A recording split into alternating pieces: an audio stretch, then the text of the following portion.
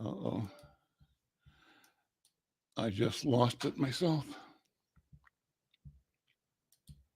Here we go.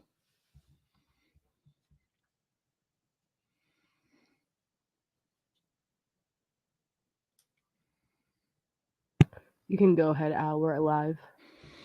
I'm Al McFarlane. Welcome to Conversations with Al McFarlane. I was trying to tweak my technology here, and I think I almost cut me out of the program. But I see that I'm here, and I'm glad to be here. I'm glad to have you along as well. On Thursdays, we talk with members of community about things of current concern of interest, and I'm pleased to have my friend and colleague, my leader in the political world and in community and spiritual world as well, State Senator Bobby Joe Champion. Bobby Champion, good afternoon. Good to see you, brother. I was telling you before we went on that I've got you in our lead story for the upcoming edition of Insight News. I'm going to actually pull that up and share that over the course of this interview. But thank you for being here. And joining you in this conversation are going to be people that are friends of both of us and of the community leaders in the American Indian community. Dr. Anthony Stately is president and CEO of the Native American Community Clinic. Marissa Cummings is here. She's president and CEO of Minnesota Indian Women's Resource Center. And also, let's see, they're going to be here talking about tomorrow's event, the Clyde Belcourt Urban Indigenous Legacy Initiative rally at the Capitol. And others will join us as well. Also in the program, Bobby Joe, I've got a team of leaders and elders in our community, members of the Prince Hall Masons, and we're talking about the rich cultural legacy that they bring and represent in supporting, saving, serving our community. But Bobby Joe, first of all, good to see you, Senator Champion. You know what? It is always so good to see you, Al. I was saying before we got on live here how grateful and blessed I am to know you as my elder and as my mentor, you and others. And I just sincerely appreciate all your continued work. Well, you had a hearing yesterday on housing, and the story that is our lead news story in Monday's edition is about your bill to support and create funding for homeownership in our community. Would you talk about that, Senator Champion? Thank you so much for highlighting it. Let me just start by saying it this way: we understand that that affordable housing, or just having a place to lay your head, is a very important notion. We remember Luther Vandross saying a house is not a home, right? Because it's not just the structure itself, but it's what makes it a home.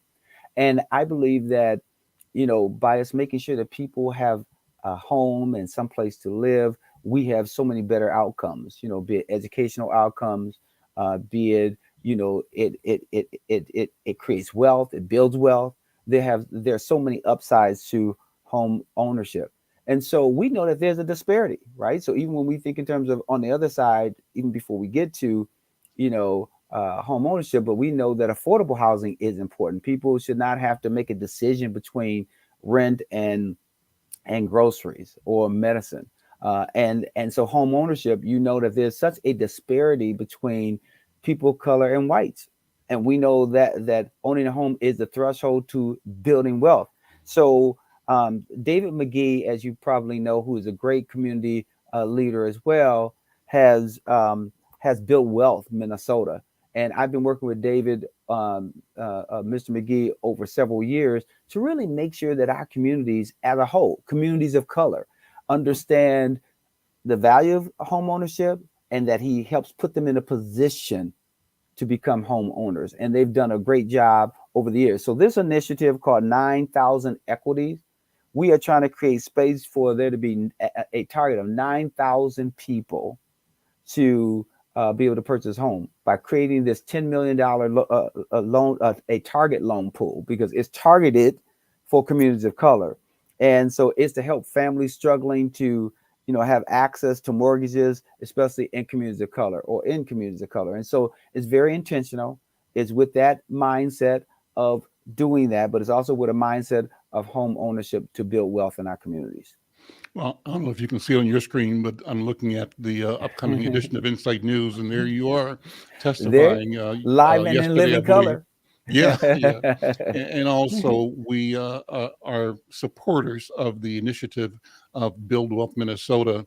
They're running this campaign that's a massive multimedia campaign promoting the idea of 9,000 equities. And we've done several extensive interviews with Brother McGee and Brother Babington and all the excellent people at His Works United, Stair Step Foundation, and with former Representative Myron Orfield, yep. Orfield, yeah, and Keith Ellison sort of led the announcement of the new Political Action Committee too. It's coming Yes. out of His Works United, but all together talks about empowering our community, and I think it's so important. And thank you for your leadership. What do you want communities to do? What do you want people to do to ensure that our voices and our interests are heard? And is there significant opportunity that we should be working with you on while there is a $9+ billion surplus at the Treasury? What do you think? Well, a couple of things. First of all, everyone that you mentioned that you've been working with on these housing issues are very important. I am so excited about not just getting us in the homes and having someone build them, but also making sure our community builds them, right? And that we have minority and women-owned contractors who are building those facilities. And so we want to make sure that that wealth spreads, not just for the individual to get in the home, but who's building that home as well. I also want to mention that in the House, they had a hearing on this bill as well. Representative Abaje is my House author, and they had a hearing there today. So I'm excited about that. To your question of the $9 billion, right? Listen, folks have been coming out of the woodworks when you say $9 billion. So what folks can do, because I do think that this is an opportunity to really transform some things, right? Whether that's education, health, wealth building, you name it. And the unfortunate thing that we have to do in real time is make sure that the folks on the other side of the aisle, especially in the Senate, understands our values. So what we can do is, we know we have folks who are all over this great state. Not everybody lives in the metropolitan area. We want you to pick up the phone or find a way to contact your legislator and your senator. And especially if they're on the other side of the aisle, like the GOP, then you should be very clear in telling them what you want to see that reflects your values. Because too often what happens, we just leave it to those folks to make decisions without our voice being amplified. And therefore, they end up making decisions that don't help us, right? And so if you don't just want all money, given to reinsurance, where the Senate was talking about $1 billion there, we definitely got to do something around the unemployment insurance trust fund, but they want to do $2.73 billion. Okay, but then how much money are you going to spend for education? How much money are you going to intentionally invest in our communities in real time? And there needs to be some intentionality around that, and for us not just to wait. So folks can help with this opportunity. Pick up the phone, call your legislator. Don't assume, whether they're Democrat or Republican, that they are doing things that reflects your values. You got to make sure that they see it as a priority. So not only are we dealing with the $9 billion issue, Al, we're also understanding that this is a bonding year. So there are capital investments that are being done all over our state, and we want to make sure that our community gets, capital investment dollars, that there's a catalyst to spark, an economic revolution in our communities, right? And so the only way that happens is if we do it intentionally. And so that's what I believe that folks can do. And they can also look at other bills that we're working on, the Crown Act, my equity bill, where I try to make sure that there's money spread out all throughout our state, in the Native community, in our community, in the Latino community.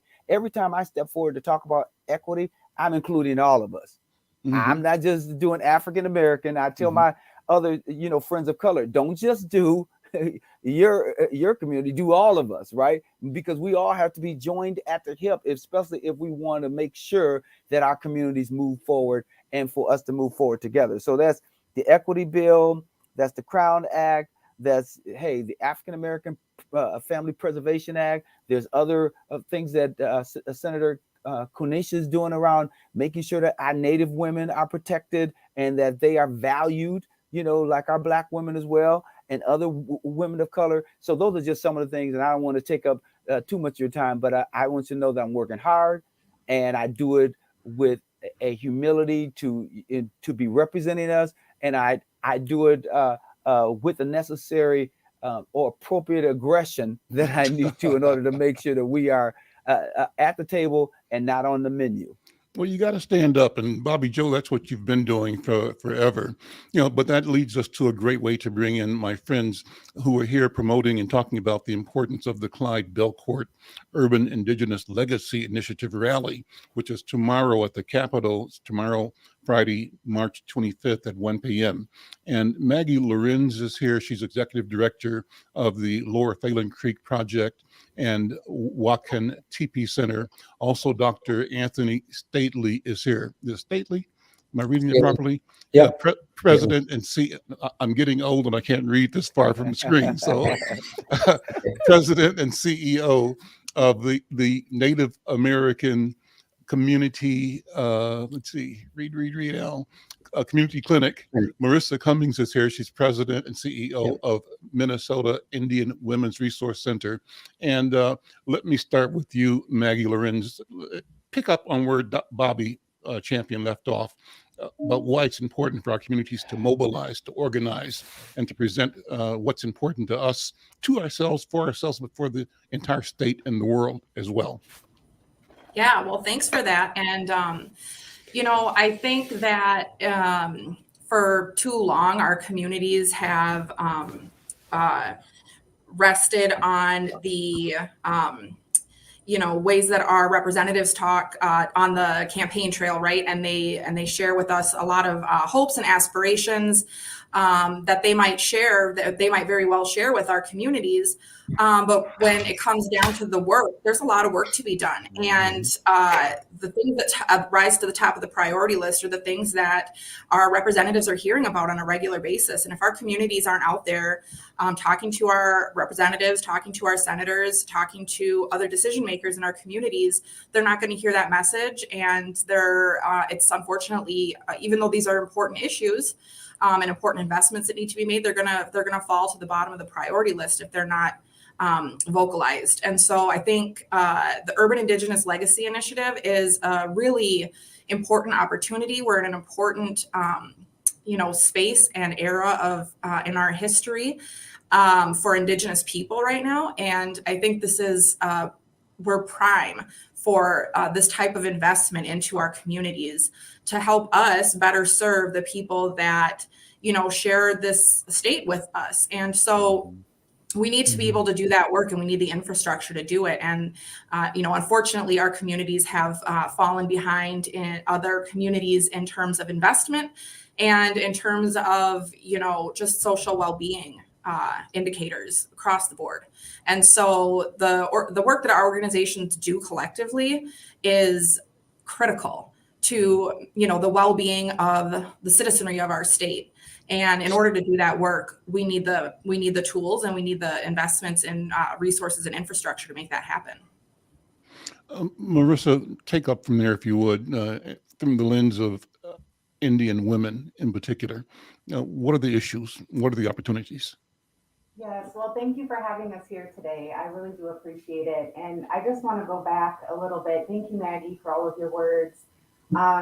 The Industrial Revolution in this country would not have happened without stolen land and stolen labor. That is the foundation of the wealth in this country. And our communities have a lot in common in terms of our women having the highest mortality rate in childbirth.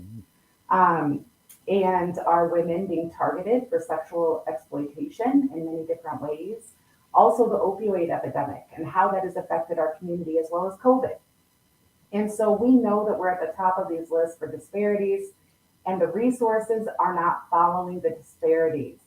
And the reality is that we have been systematically denied opportunity and access to resources through federal and state legislation, historically. And we're in a time now, I think, as the original people of this land to bond together with other groups that are experiencing the same thing, but also bond together with ourselves. And so the Urban Indigenous Legacy Initiative is unique because it's 16 organizations coming together and saying we're asking for the ability to have the facilities that can adequately serve our communities. We do have the rally tomorrow at the Rotunda at the Capitol, and we have Senate File 3648 and House File 3918. So we do encourage all of our listeners to reach out and support this bill. And the range of services of the organizations really are just across the spectrum. We have education, workforce development, behavioral health services, chemical dependency services, unsheltered housing services and outreach, education, Indian welfare. And then, of course, as we know, healing our communities looks different.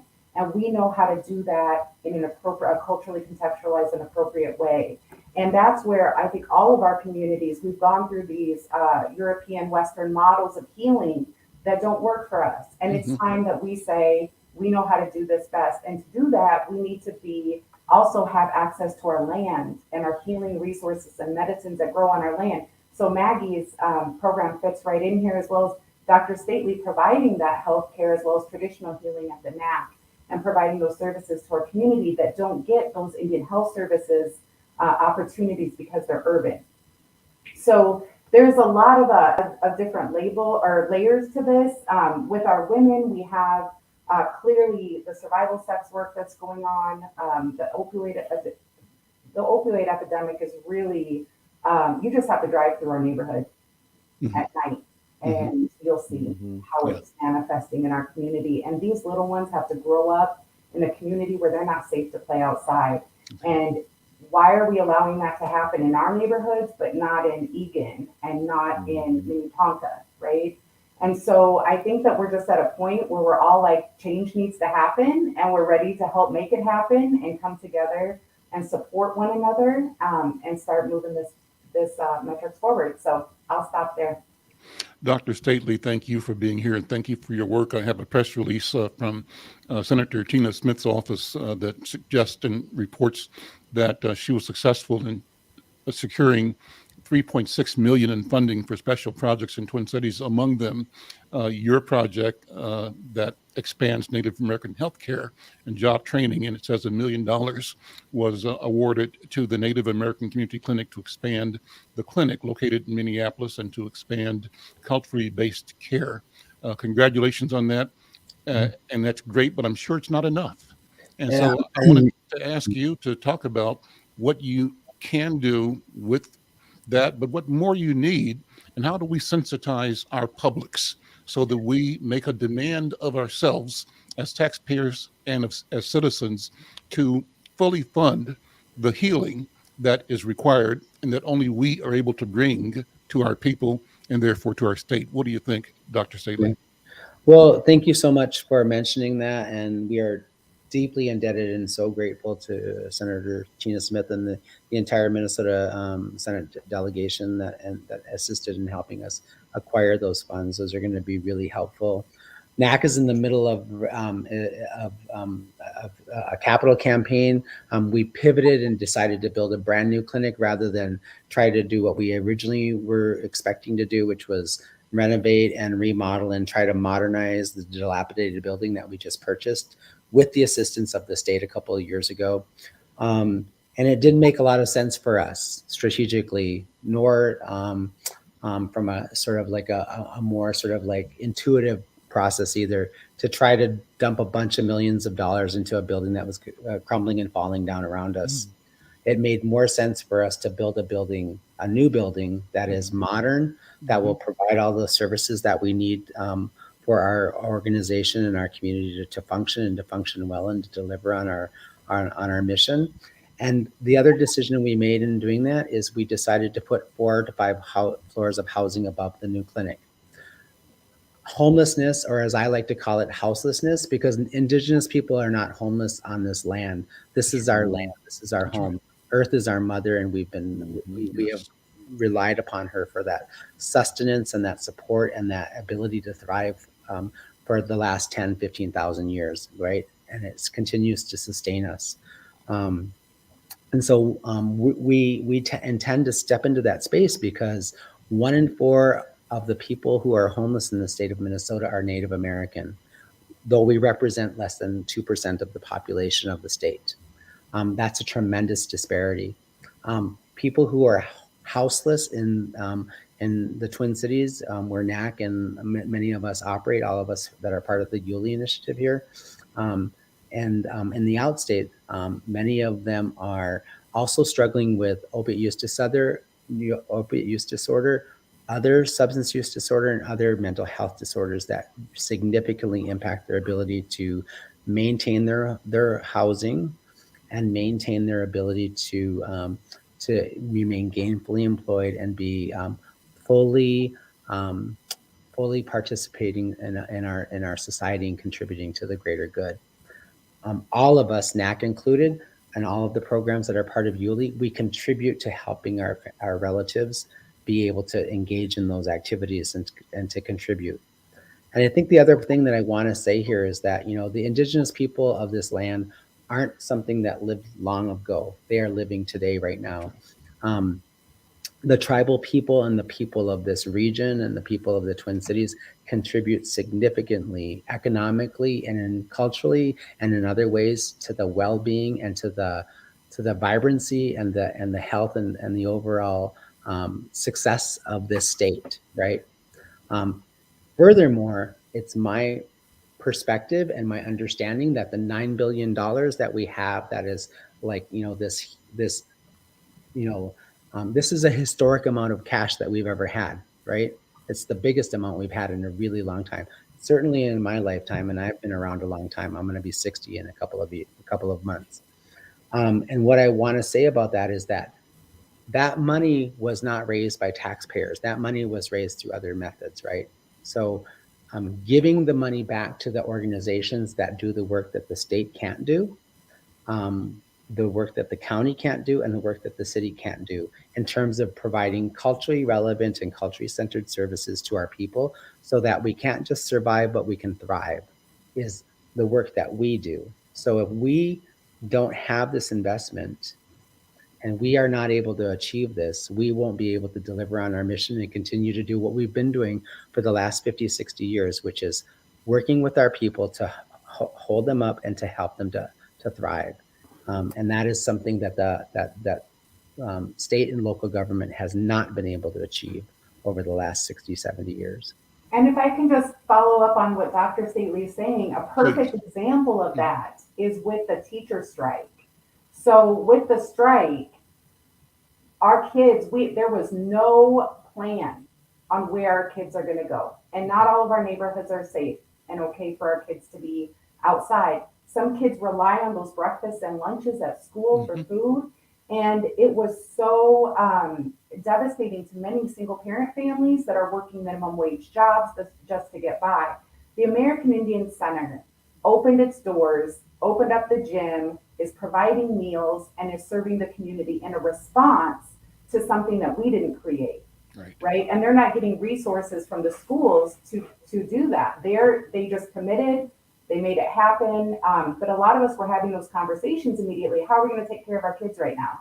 Because those gaps in services are not happening, from the city, the state, the county in many ways. And so I just wanted to provide that example of how we serve our community. We're there on the ground. We're doing the work. And just to kind of co-sign what Yeah, that's a great example. Another example is the role that Native organizations played in the Twin Cities in protecting those buildings that we own or that we operate in, and our programs operate and serve our people in. During the civil unrest, our people, not the Minneapolis Police Department, not the National Guard, were protecting our properties. The people from our community got together and they patrolled our streets at night, and they ensured that our programs and our properties were safe, and that they were not destroyed, so that we can continue to serve our people. The other way it showed up is that Native organizations here, by and large, also when the pandemic unrolled and it hit our community hard, we all had to pivot. Every single one of us had to pivot, not just in healthcare, but in all of our organizations. We had to figure out how to get supplies to people, food to people, technology to support them so that they can continue to do things like go to school, continue to access healthcare, all of those things. Our community did those things with and without some support from the state and other resources, but we did those things because we love our communities. These people are our relatives. They're not our relatives in metaphor. They are our actual blood and blood relatives, right? And so when we talk about protecting people too, Dr. Stately, I'm more about protecting people than buildings personally, but I also know that a lot of those during the civil unrest, we were directly impacted with Migazi being one of our programs. Migazi was burnt to the ground, and we know who came in and was doing that, right? We know that wasn't our communities. We know that was outsiders coming in. But because of their location next to the 3rd precinct, Migazi burnt to the ground, and they received no state funding. So they are also part of this initiative to get their building up and going and supporting our kiddos, especially right now. They're doing programming as well to bring kiddos into the organization and have something to do during the day when they're not in school. So that's just another example of the work that we do for our people. Exactly. And I just want to follow up real quick to say that not only did McGeezy not receive any state funding, they didn't receive any city or county funding either. And so, the rebuild of that really critical infrastructure for our community, for our youth, is something that so far has been funded by individuals in our communities. And those are the people that have been raising money. And so we are fully capable of and willing to invest and be generous within our own community to the point that we can. But of course, we need and deserve the same type of investment that other communities receive. And I just want to make one other point about, Dr. Gately was also take when you're done with that point, take the time to invite people to tomorrow as well. Yes, of course. Yes. So, when we're talking about the culturally relevant services that we provide to our community, I think a lot of times, people have an idea or a misconception that these larger organizations, big multi-million-dollar organizations that deal with housing or homelessness or deal with, treatment and substance abuse, can handle clients from a variety of backgrounds. And I just, to that point, want to say, there's something very, very important about having culturally relevant services for communities of color. That's right. And point that we can look at just a few days ago in Rapid City, there is a hotel called the Gateway Hotel that had an incident with a Native American guest at their hotel, and now has a blanket policy that they are no longer allowing Native Americans to come to this hotel. And we experience, as people of Indigenous people, Black people, people of color, we experience this kind of racism. This is not something of the past. And so when we have people in our communities that want to receive these services, need these services, we need to be able to provide that in an environment that they feel welcome, they feel supported and valued and seen.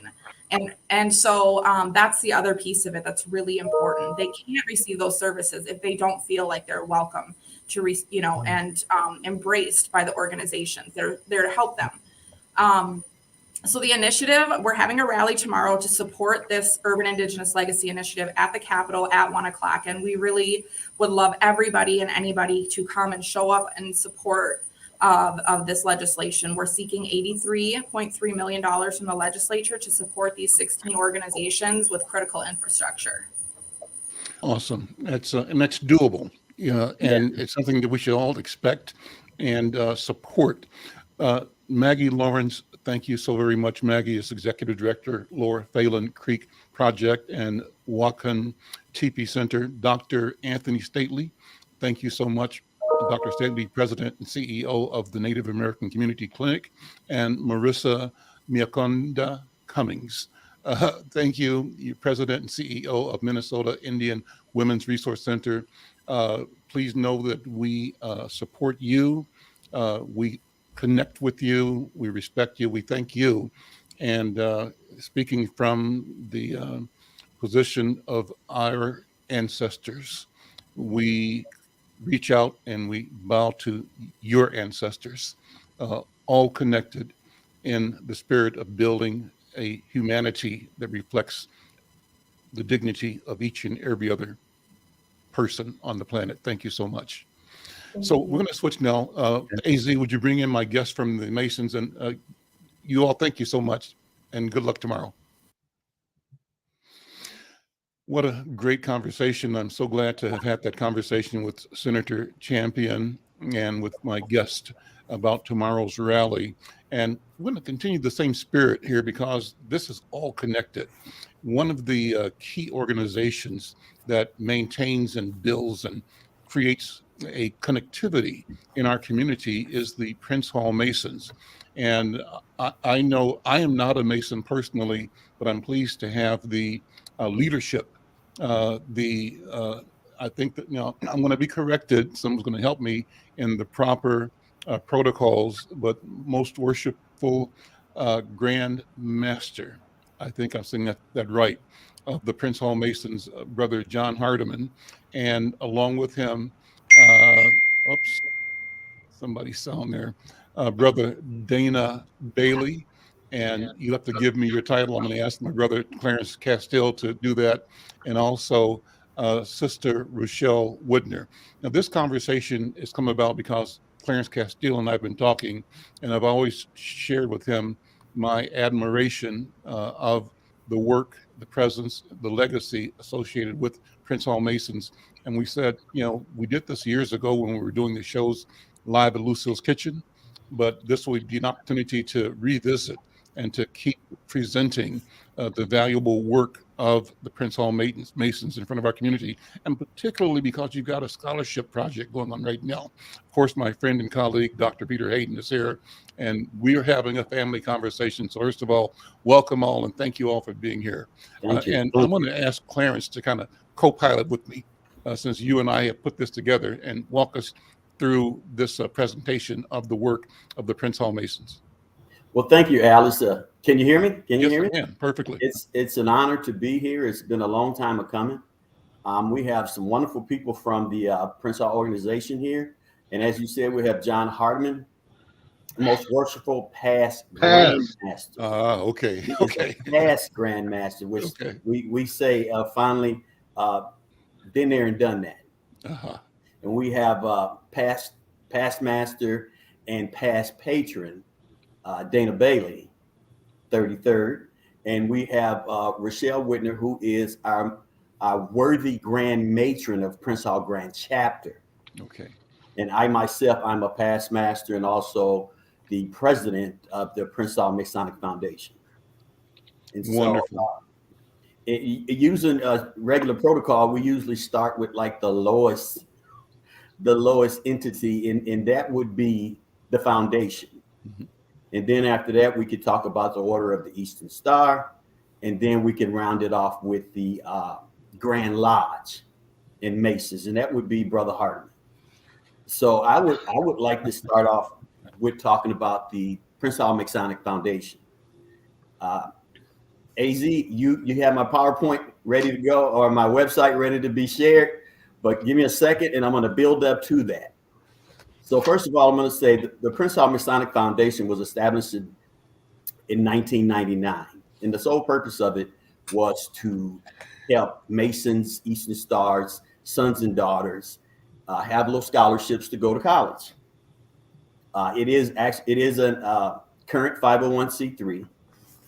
But again, as time went on, it started to redevelop and stretch out and start giving scholarships up to others other than Masons and Eastern Star, children and offsprings.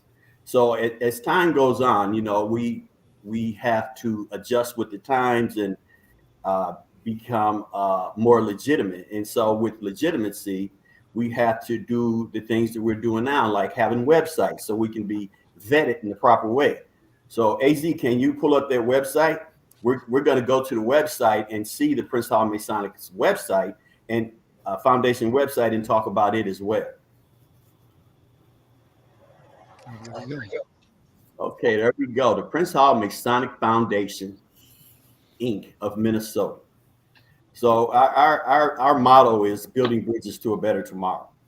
And it's all about young people getting a good education, becoming gainfully employed in positions and in occupations that can better enable them to maneuver today's times. So on that front page, can we just scroll all the way down to the bottom? Yeah, where the About Us.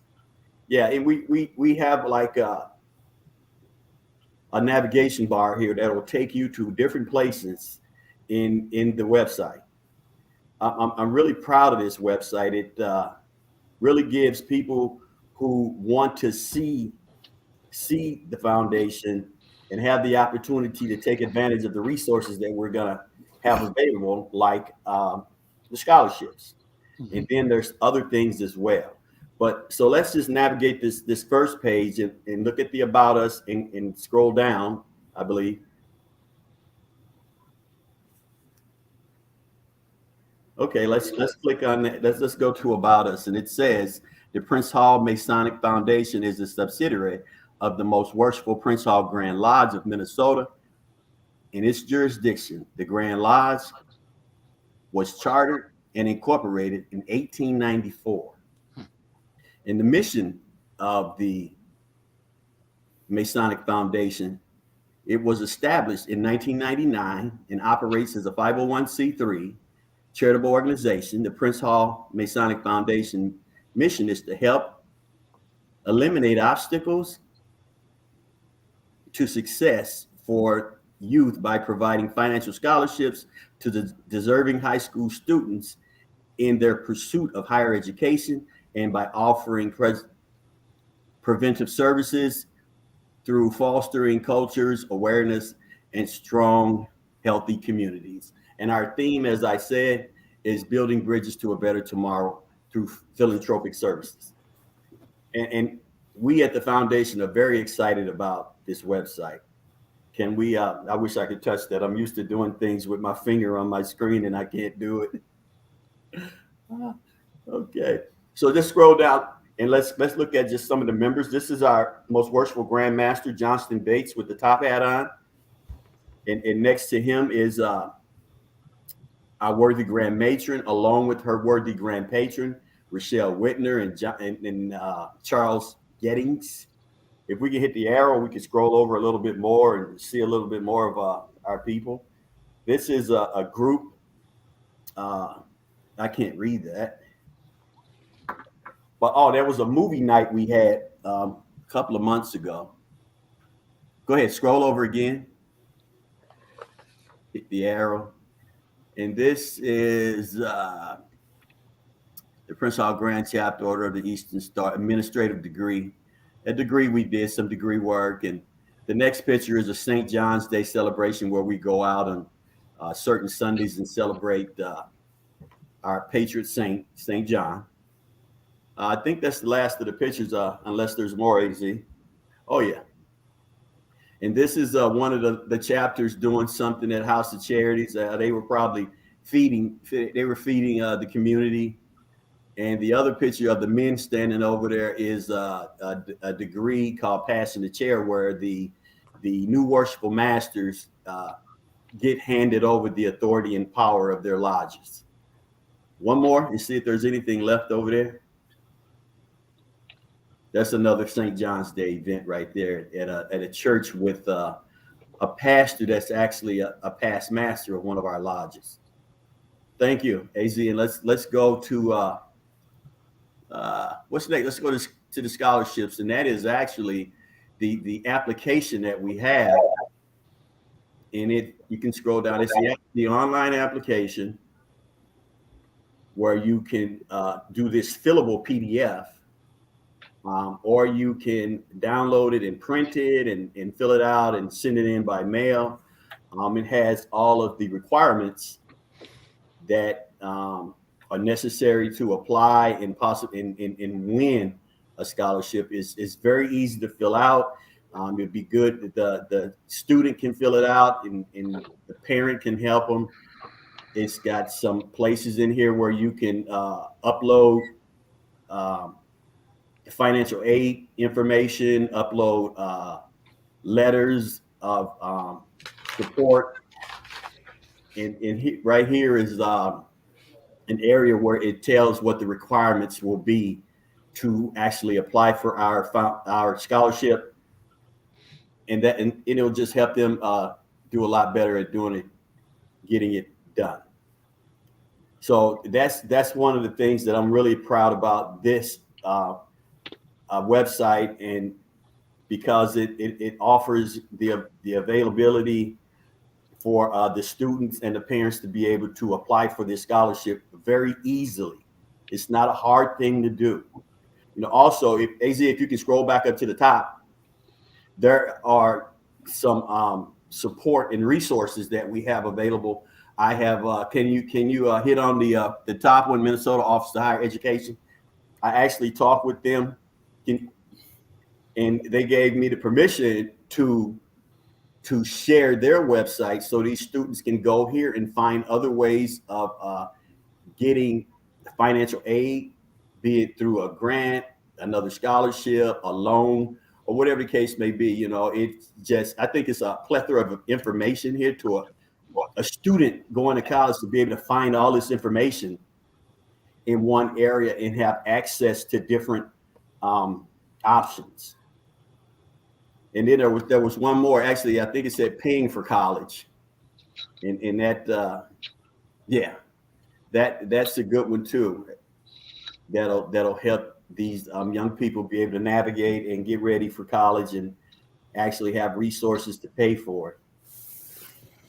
And so I'm just excited to be able to bring this out. We have had this program going for a number of years.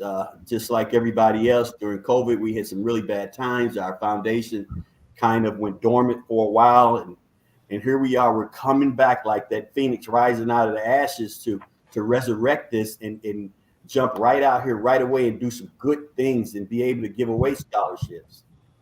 So let's go back to the first page, and let's see. There's contact information. Yeah, contact us away so that people can let us know what their thoughts are. We have an email address there, a phone number, the PO box and things like that. If somebody want to write us a letter or send us a donation, even on the other side, you can write in your name and send us an email with a message, and we'll be able to get back to you. Okay. Yeah. And the donate buttons, we don't have those up yet. But we're working on those things as well. But that's what we have as far as our foundation right now. We do have goals. We are going to be, like I said, we have goals. And I don't want to give out too much. So now we'll go to, the Order of the Eastern Star, if there's no questions. Thank you, past worthy grand patron Castillo. And thank you, Mr. McFarlane, for inviting us to your broadcast. My name is Rochelle Whitner, and I am worthy grand matron of Prince Hall Grand Chapter, Order of the Eastern Star, Minnesota jurisdiction. Our organization is a not-for-profit organization. We make our money through selling dinners, breakfasts, having raffles, that sort of thing. What we do in the community, we participate in events like Southside back in the day, where we hand out backpacks with school supplies that is given to us by the consistory, part of Prince Hall Grand Lodge. We distributed socks to the homeless this winter, both in St. Paul and in Minneapolis. We also contribute over $1,000 to the food shelves, Hallie Q. Brown, which is in St. Paul, and Sabathany's food shelf. We participate. We try hard to participate in the Heart Walk, Cancer Walk, and the Alzheimer's Walk, which is my charity. And we are Bible based, and that's how we serve our community. I do not have the history of Order of the Eastern Star of Minneapolis. Our seniors that were invited are not available at this time, so I'm not able to give you a background on how it got started here in Minnesota. So that's all I have, and I would like to hand this off to our most worshipful past Grand Master, Brother John Hardiman. Well, actually, worthy Grand Matron, if I may Yes. speak before most worshipful past Grand Master does. Okay. I do have a little bit of information of background of the Order of the Eastern Stars for you. Oh, thank you. Thank you. Well, I want you to be cognizant of the amount of time that is remaining. Yes, I am. Okay.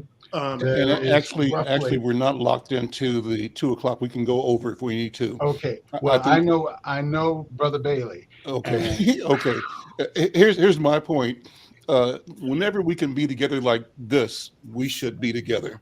And I so enjoy, and I'm so grateful to all of you for what you do, but for taking this time to share. And so whatever we have in terms of space, time, platform, we are available to All right. have you feel free to share. Go ahead. Okay. Thank you, Mr. McFarlane. First, I would like to say again, my name is Dana Bailey. I'm a past master of the Prince Hall Freemasons in Minnesota, as well as a past worthy patron of the Order of the Eastern Stars. Now, what a past worthy patron is, we assist the worthy matrons who are the heads of the chapters. The Eastern Stars are, I guess you could say, like the sisters or an auxiliary body of the Masons. They were created before what most people are used to knowing as the Greek, the African American Greek sororities. The Eastern Stars were first. In fact, the Order of the Eastern Star was created by a gentleman by the name of Rob Morris, who was a Mason. But when it comes to the Prince Hall Order of the Eastern Stars, it was founded in 1874. The very first chapter was named Queen Esther, chapter number 1, and it was located in Washington, D.C. That was formed by Thornton Andre Jackson. And the idea of creating the Order of the Eastern Stars for Black women was proposed by William Myers, a Grand Master of Washington, D.C. Of course, also, I'm sorry, I don't know how to turn that off, who was also a Grand Master of the Prince Hall fraternity. Now, one thing I would like to say when it comes to the Order of the Eastern Stars or the Masons in general, I would like to get this information out there because some people still believe it. We are not a cult, okay? The same way they understand the Greek fraternities and sororities, we are actually the same. We just came before them. And a lot of the quote unquote mystery is pretty much unfounded. Just like them, we have things that we do behind closed doors, but we are out forefront for the community. In fact, some of the most notable Order of the Eastern Star members are Ruth M. Kirk, who was a member of the Maryland House of Delegates from the 44th District. Also, we have Rosa Parks, who's a member of the Order of the Eastern Stars, Prince Hall. And also we have Maxine Waters, you know, as everyone knows, is a member of the U.S. House of Representatives from California. Again, what we do is we go out and we assist the community the best way we can.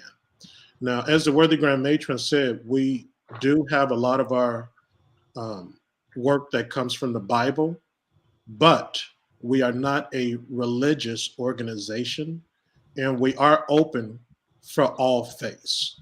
The only thing we ask is that you believe, you know, in a higher power, supreme being, basically.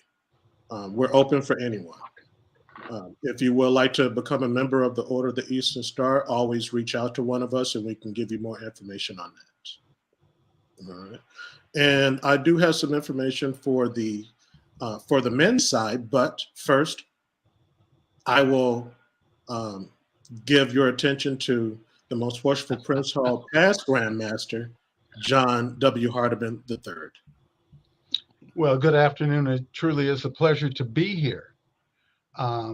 You've heard from three distinguished members of our organization, providing some of that light that's needed as we move into a better tomorrow, is what I'd like to say. When people begin to think about Prince Hall masonry in the 21st century, Brother Castile has provided a great example of who we are in this 21st century and how we're reaching out to continue to do what we've been doing here in Minnesota over 128 years, I believe. Brother Bailey, is that correct? That is correct, sir. And so is still trying to be one of those vibrant parts of the community, letting folks know that we've been here. And if we look at the pandemic that we've come through, we looked at the voter registration that we were involved in. We're still a vibrant part of the community, and we just enjoy having this opportunity to come back and restate that, make the community aware that we're here and we're here to support. We take good men and women and make them better. Unfortunately, today, one of our keynotes was going to be Brother Kempis Muhammad, but he is busy dealing with work. So we're sorry that he could not be here, as well as Sister Paula Lee and Sister Tamara Martin. These are past worthy grand matrons, and Brother Muhammad is also a past grand master. When we talk about the foundation and its revitalization that has come under Brother Castile, I smile, and I'm very proud of what he has done. And there's a name that I have to throw in there to pay homage to that foundation, and that is Reverend Dr. Worry. He now resides in Arizona, but he was very instrumental in getting that foundation off the ground. And as Brother Castile said, we've been a little bit dormant, but we're back with a big roar. As Brother Bailey has said, we reach out to the women that are a part of our organization because they truly, truly make the difference. And to our Grand Master, Johnston Bates, under his leadership, we are moving to that better tomorrow. And if there's any questions that people might have, there's 4 of us here. And if we don't have an answer, we can get you an answer in a matter of seconds. And also extend to you, Mr. McFarlane, a hello and greetings from Charles Milliner. My friend, way back when, yeah. Yeah. He was sorry that he could not be here. He's in the midst of traveling, as he always is, but he wanted to extend that to you. So there's some other areas we need to touch on. Put up the invitation so that if there's somebody watching, they can join the program or ask a question, if you would, AZ. So we're going to go back to Mr. Bailey, right? You're going to give some more historical data on the men's side, Mr. Bailey? Yes, I did want to say that the Prince Hall Masons was founded in 1784 by a gentleman by the name actually of Prince Hall. There's a long history about that and how that was created, and you can find that information either on the web, on the internet, or by contacting one of us. But again, and our very first Grand Master for the state of Minnesota was past Grand Master Thomas H. Lyles. I believe he was a St. Paul gentleman. Yes. Okay, and the very first Prince Hall Masonic Lodge is Pioneer Lodge number 1. Of course, it didn't have that number when it was created, but that is the current number that it has now. And It's debatable. It yeah, is debatable. There is Dork Lodge in Duluth, Minnesota, that also claims that. that is true. And again, I like to say that we are not a cult. We are just like the fraternities of the Greek HBCUs. One thing that many people might not know, but if I change my voice a little bit, some would recognize my voice. So I would just start by saying it's no fairy tale. Some people might recognize me by the name of Cinderfella. I am a member of the KMOJ family, although I have not been on air for a mighty long time, because I decided that I wanted to do more work with the Masonic family. And something that some folks might not know is that we have other members of the KMOJ family that are also Masons. At one time, Brother Jules, may he rest in peace, was a Mason. We also have currently most worshipful past Grand Master John M. Chisley, who was a former board member of KMOJ. And outside of us, KMOJ representatives, I will also like to say that we have also Brother Shaquille O'Neal, or Shaq, as you may know, Emmanuel Lewis, who played the title of Webster back in the day. And you also have Brother Medgar Evers, the late Medgar Evers.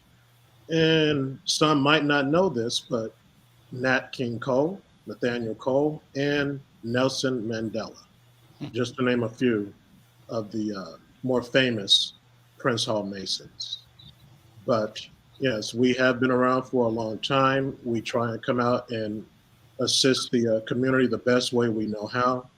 And one reason that I'm happy that we're doing this is because when having a conversation with my daughter Kendra, she knew that I was a radio host, but she would see me put on my black suit and walk out the door on certain nights, and she wouldn't see me until the next morning. And she asked what I did, and I told her I'm a Prince Hall Mason. And she said, "What is that?" And then that's when it hit me that, there's too much shroud and secrecy, and we really need to get out there more in the community so that we truly let them know that we are here for them. Let me ask a couple of guests to join in and either question or comment. My regular friends and cohorts for this program, Dr. Peter Hayden and Brother Ndugu Yusef Mgeni are here. And brothers, if either of you have a comment, observation, or question, this is a great time to have an exchange between all of us as family. Peter, you've been here for the whole program. Yusef just jumped in, I think. Any questions or thoughts, Peter, then Yusef? Sure. A couple of things coming up. Al, as you know, and the guest, Al and I are from Kansas City, Missouri, and the Masons were really big, but you said something clouded in secrecy. So when I got up here, there was a lot of people, Fuzzy Brock, others that were Masons, but you didn't offer me as a young man anything. So I joined the Ames Lodge Drum and Bugle Corps. And that I knew more about the IPPZOW XYZ than I knew about the Masons. It just seems like back in the day, it was uppity, if I can say it that way. You had to be somebody to be a Mason, but in the Elks Lodge, I could just be the person I am and had certain people that would help our growth and things of this nature. So there's two questions. One, what are you doing for young people now? What do you offer a young person? What would you offer my son if he wanted to? I wanted him and he had an opportunity to be a Mason. What do you offer besides the scholarships?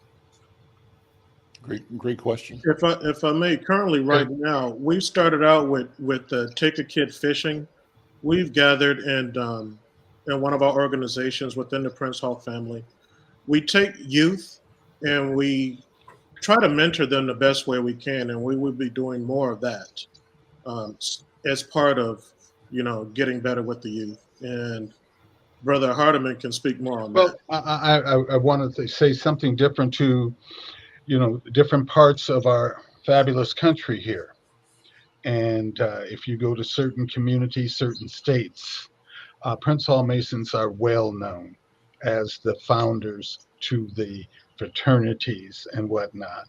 Is that Prince Hall started out as what you'd call today a civil rights leader. He started an AME church and schools in Boston. If I always think about past Grandmaster Worry coming from Idabel, Arkansas, or somewhere down in South, and he talked about how, as Masons, his fathers and uncles went to the all-black school, and each summer their job was to go in there, take everything out of that school, paint the desks, paint the schools, and make it available for young people as they entered the fall. We are a civic organization that uplifts African Americans. Folks don't realize is that where did we come from and how did we grow even stronger than from Prince Hall? Is that we had no social clubs such as the Elks back in the day.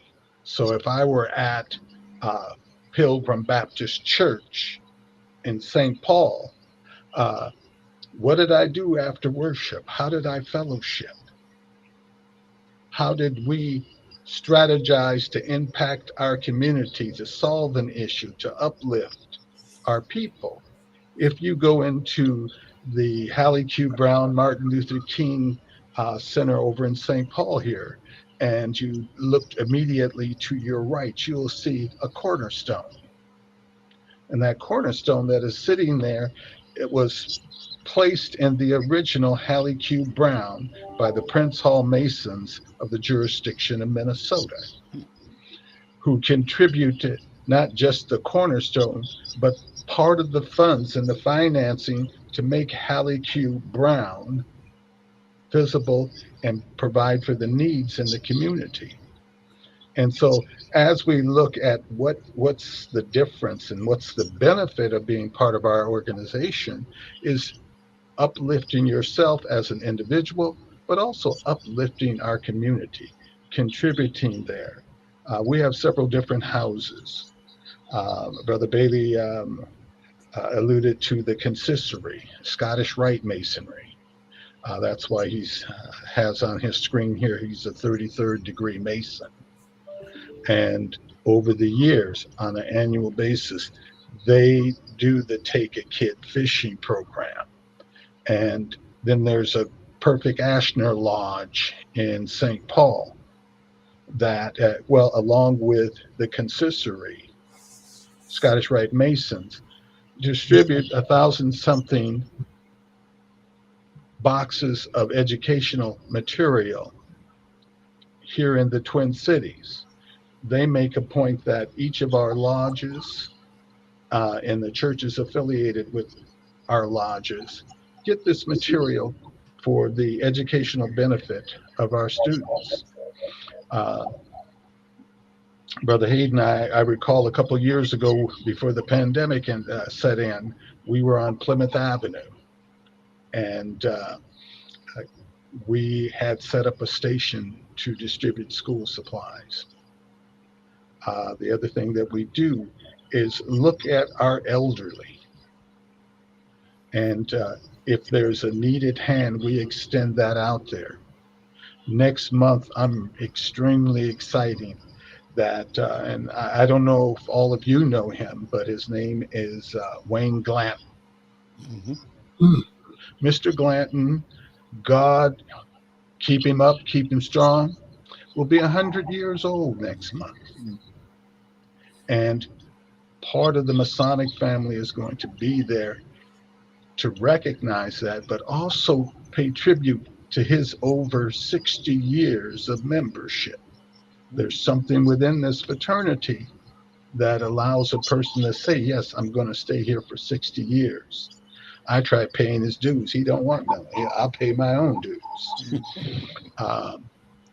So when we look at Masonry and its impact on the community, is that it has always been at the forefront, the civil rights organization leading the charge for the support and uplifting of our people.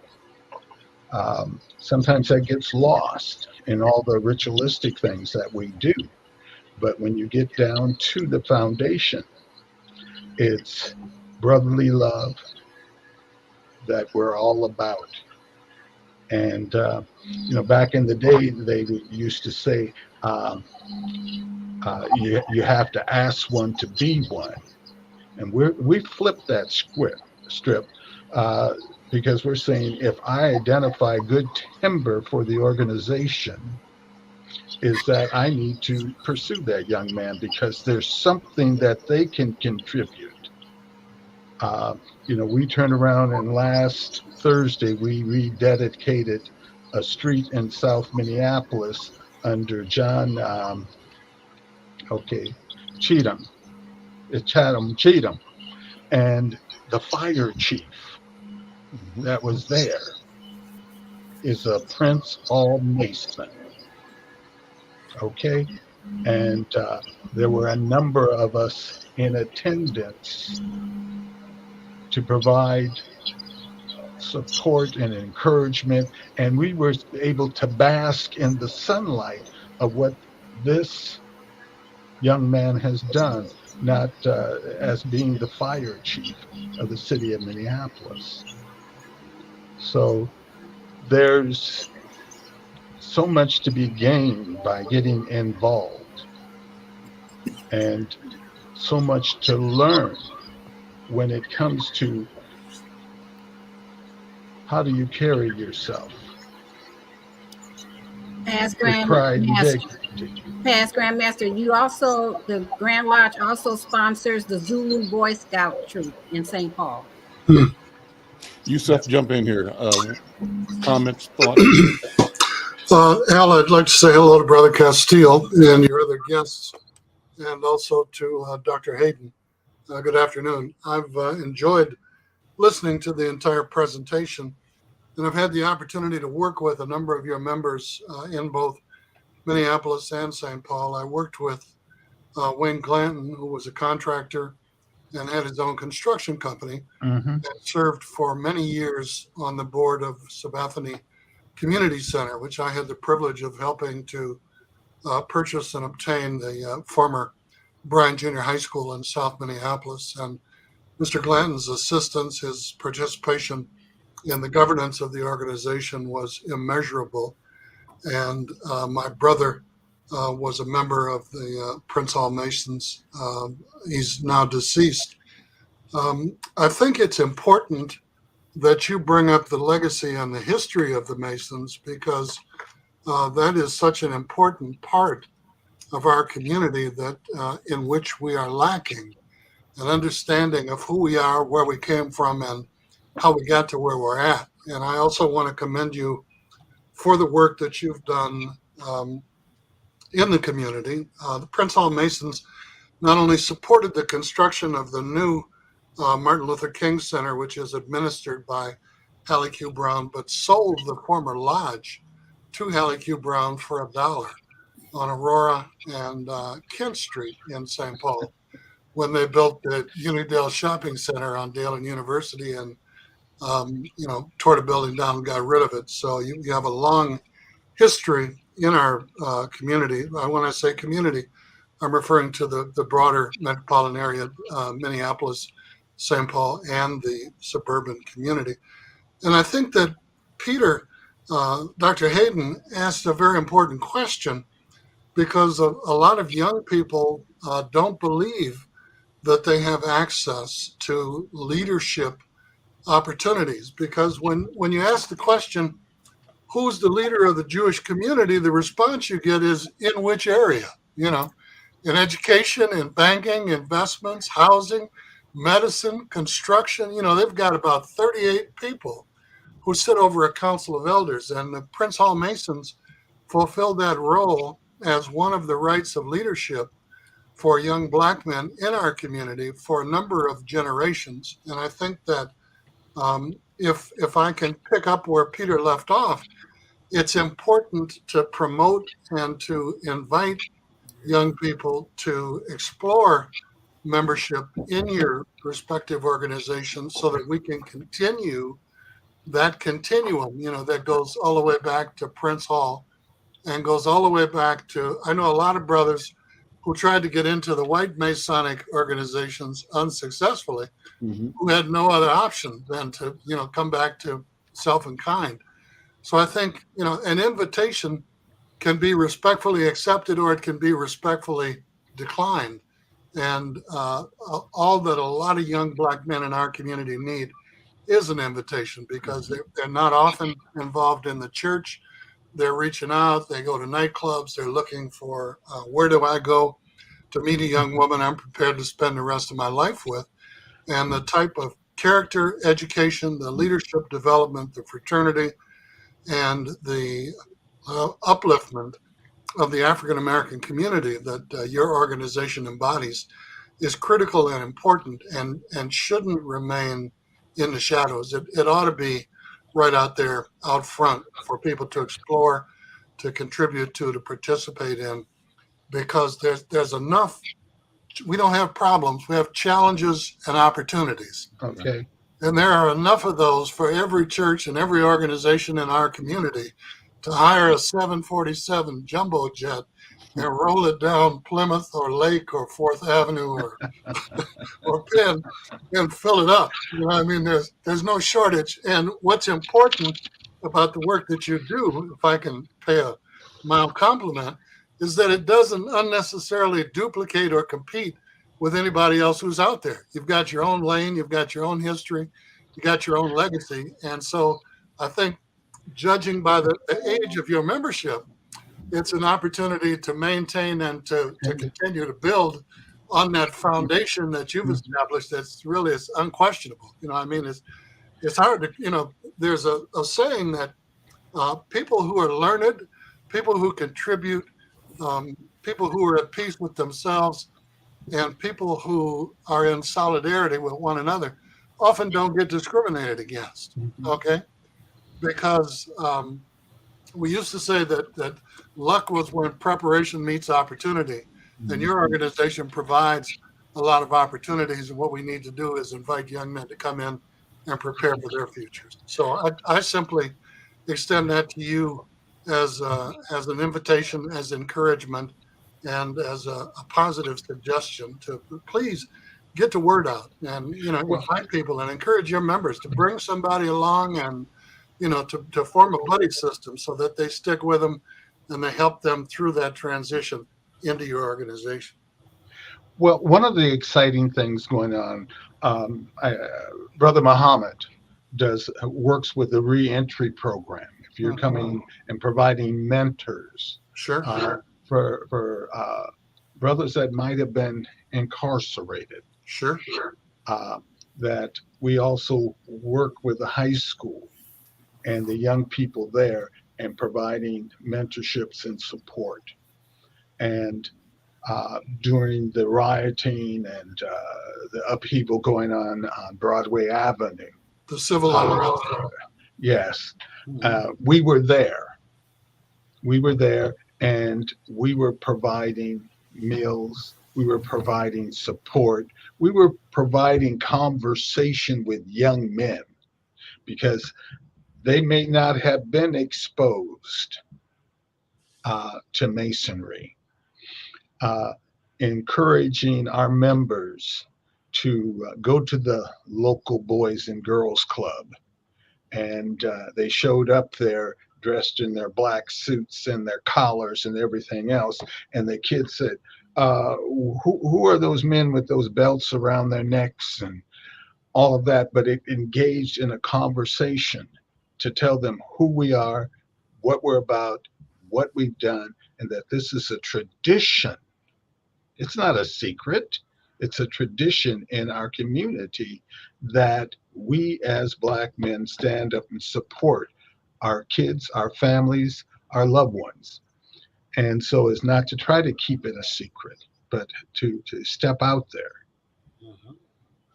Listen, we do have to bring this into a close. This has been a wonderful conversation. I want to really thank and appreciate all of our guests, John Hardiman and Brother Dana Bailey, Brother Clarence Castile, and Sister Rochelle Widner, the membership, the leaders, both present and past and future of the Prince Hall Masons.